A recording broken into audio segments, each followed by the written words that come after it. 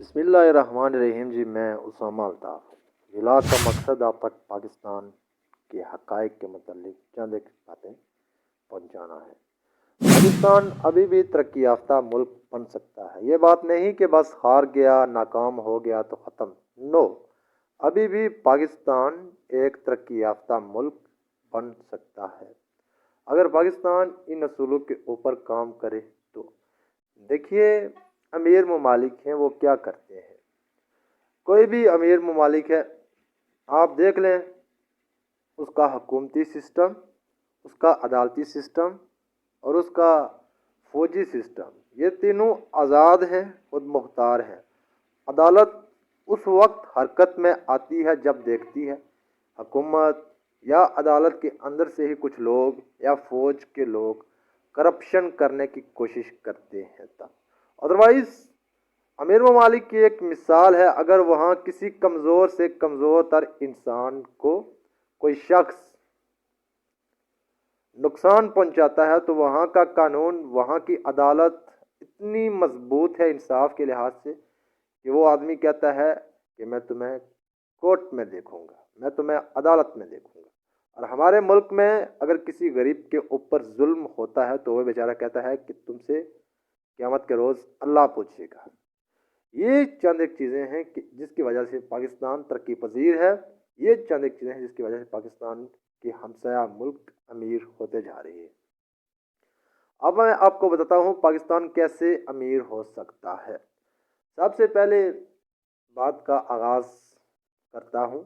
देखिए, आजकल जो पाकिस्तान में हुकूमत है मुस्लिम लीग नून पीडीएम के नाम से, मैं कोई ज़ाती से किसी किस्म का कोई अख्तलाफ नहीं है और ना ही मैं रखना चाहता हूँ, क्योंकि ये हुकूमत इस बार इंतहाई ख़तरनाक दरवाजे से आई है और इंतहाई ख़तरनाक तरीके से आई है। इसलिए मैं ख़ुद इस हुकूमत को एक्सेप्ट करने के लिए ज़हनी तौर पे तैयार नहीं हूँ। न सिर्फ मैं बल्कि पूरा पाकिस्तान 22 करोड़ आवाम इस हुकूमत को एक्सेप्ट करने के लिए तैयार नहीं है। क्यों? आपसे मैं एक बात पूछना चाहता हूँ, क्या आपको इल्म है कि 9 अप्रैल को किसी किस्म का कोई इंतखाबात हुआ था? आपने क्या 9 अप्रैल को कोई वोट कास्ट किया था? नहीं किया था। फिर ये कैसे हुकूमत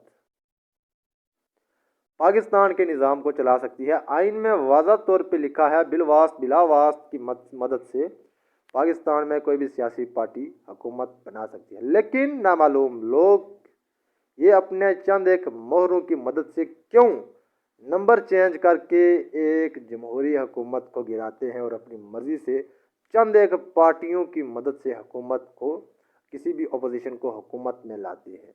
यही होता है जब नामालूम लोग ताकत के नशे में धुत हों, जब उनको हर एक चीज़ मुयस्सर हो तो वे चाहते हैं कि हमारे ओहदे, हमारी सहूलतें, हमारी मुरादें हमसे ना छीनी जाएं। जब इनकी करप्शन के ऊपर कोई बात करता है तो वो उसको जान से मारने की संगीन धमकियां देती है। बहरहाल यही कुछ हो रहा है पाकिस्तान में। लेकिन आगे मैं आपको बताना चाहता हूँ हुकूमत के बारे में कौन सा अहम रूल है। जब तक कि पाकिस्तान में साफ और शफाफ इलेक्शन नहीं होते, मतलब ये कि धांधली वाले इलेक्शन नहीं जिसमें फिर नंबर चेंज हों और फिर बंद दरवाजे हों और फिर रिटर्निंग ऑफिसर्स को यह हदायत की जा रही हो कि जी आपने इस तरह करना है, आपने यहाँ इस जगह से इस पार्टी को हराना है। इस तरह नहीं, बल्कि ईमानदारी की बुनियाद पर साफ और शफाफ इलेक्शन होने चाहिए जिससे पाकिस्तान को फ़ायदा हो। जब साफ और शफाफ इलेक्शन होंगे, सुनिएगा, उस वक्त कौम का एतमाद बहाल हो जाएगा। जब कौम की 60% आबादी किसी को अपनी मर्ज़ी से मुंतखब करेगी, कौम को उम्मीद होगी वाकई इस बार पाकिस्तान में जमहूरियत के मुताबिक कोई पार्टी आई है। जब वो पार्टी आएगी तो वो सिर्फ अकेली पार्टी होगी जो हुकूमत के तौर पे काम करेगी, उसके साथ 13 पार्टियां नहीं होंगी। आज देख लें पाकिस्तान के कौमी ख़जाने में एक पार्टी के साथ 13 पार्टियां मुफ्त में अय्याशियाँ कर रही हैं। उन्होंने किसी किस्म का कोई इंतखाबात नहीं जीता, यहाँ तक कि वो अपने हल्कों से कौंसलर की सीट भी नहीं जीत सकते, लेकिन वो मिनिस्ट्री के आज आला ओहदों पे फाइज है। यही है वो चोर दरवाज़ा जिसकी वजह से पाकिस्तान में जमहूरियत को ख़तरा है اس کے بعد معیشت کو بھی خطرہ لاحق ہے۔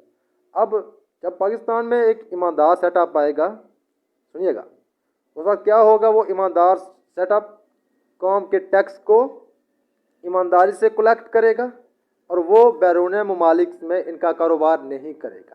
اس کو اس بات کا احساس ہوگا چونکہ میں عوام کی رائے سے آیا ہوں، منتخب ہوا ہوں، اس لیے میں قوم کی امید نہیں توڑنا چاہتا۔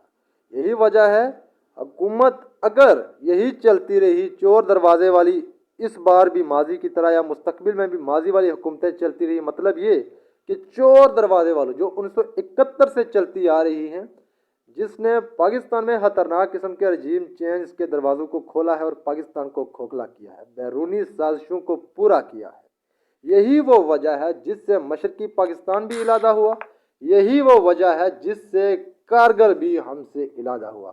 یہ صرف number change, regime change operations اور بیرون ایجنٹوں کے اوپر کام ہو رہا ہے، جس سے پاکستان دن بہ دن کھوکھلا ہو رہا ہے۔ پاکستان کیسے ترقی یافتہ ہو سکتا ہے؟ حکومت جمہوریت کے مطابق ہے۔ آج حکومت جمہوریت کے مطابق نہیں ہے۔ دوسرے نمبر پر عدالتی نظام۔ پاکستان میں جو عدالتی نظام ہے وہ زیادہ تر